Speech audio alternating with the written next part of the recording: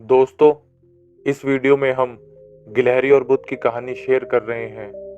यह कहानी उस समय का वर्णन करती है जब महात्मा बुद्ध आत्मज्ञान की प्राप्ति के लिए कठोर साधना कर रहे थे।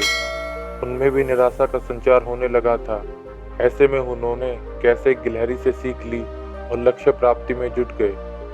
भगवान बुद्ध अपना परिवार, सगे संबंधी, सुख सुविधाओं का त्याग कर आत्मज्ञान की खोज में भटक रहे थे। उनके मस्तिष्क में विचारों की आंधी आती, प्रश्न उमड़ते और वे उनका समाधान प्राप्त करने के लिए प्रयत्नशील रहते।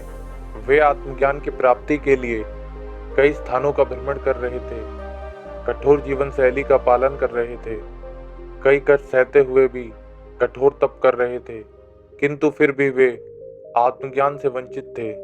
एक दिन एक वृक्ष के तले आसन जमाए वे गहन विचार में लीन थे। धन, माया, मोह, संसार की समस्त सुख सुविधाओं को त्यागने के बाद भी आत्मज्ञान प्राप्त न होने के कारण उनके हृदय में निराशा का संचार होने लगा। निराशावश वे सोचने लगे कि प्रयासों में कोई ना कोई कमी है, तभी मुझे सफलता नहीं प्राप्त हुई। क्या मुझे आत्मज्ञान प्राप्त न हो सकेगा? उदास मन से वे अपने मस्तिष्क में उठ रहे इन प्रश्नों में उलझे हुए थे कि उन्हें प्यास लगाई। वे आसन से उठे और पानी पीने सरोवर की ओर चल पड़े। उन्होंने देखा कि एक छोटी सी गिलहरी मुंह में फल दबाए सरोवर के किनारे आई। अचानक उसके मुंह से फल सरोवर में गिर गया। फल सरोवर की गहराई में समाने लगा।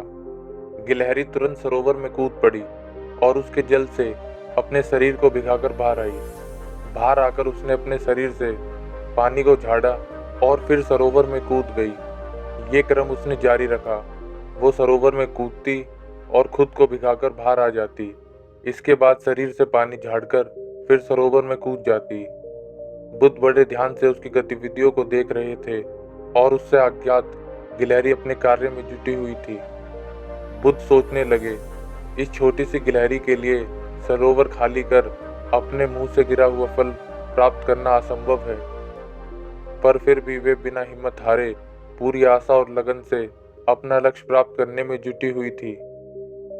एक छोटी सी गिलहरी जब निराश हुए बिना अपना लक्ष्य प्राप्त करने की दिशा में प्रयास कर रही थी, तो मैं मनुष्य होकर क्यों नहीं?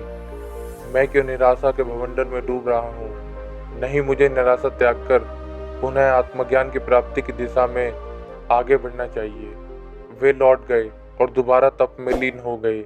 इस छोटी सी गिलहरी से सीख लेकर वे आत्मज्ञान प्राप्ति में जुट गए। एक दिन उन्हें आत्मज्ञान प्राप्त हो गया और वे बुद्ध कहलाए। तो दोस्तों, इस कहानी से हमें सीख मिलती है, चाहे लक्ष्य कितना भी कठिन क्यों न हो, लक्ष्य प्राप्ति के लिए मार्ग में कितनी भी बाधाएं क्यों न आए, और बिना हिम्मत हारे अनगिनत प्रयास करते रहें, सफलता अवश्य प्राप्त होगी।